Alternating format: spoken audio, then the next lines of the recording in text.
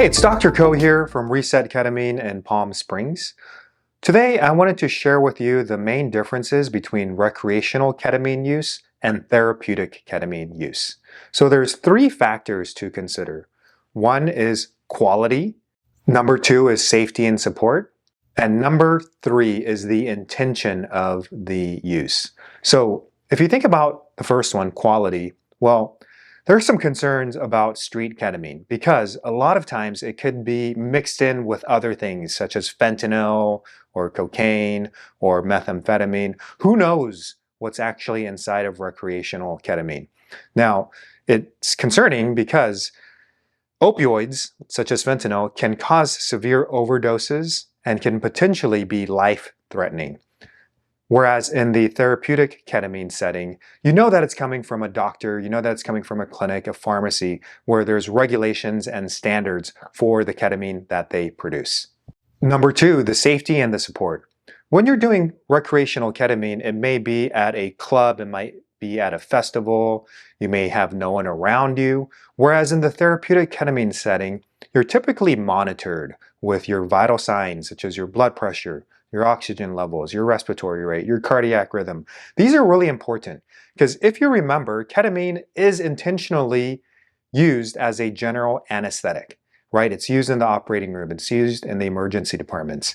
So we need to make it as safe as possible. I have frequently seen where vital signs get abnormal, like the blood pressure may skyrocket, or even oxygen levels may drop. And if you're at the clinic, we have medications and oxygen and other adjunctive therapies to help make it a much smoother process. Also, you're always going to have someone with you inside of the room during the infusions. We think this is so important at our clinic.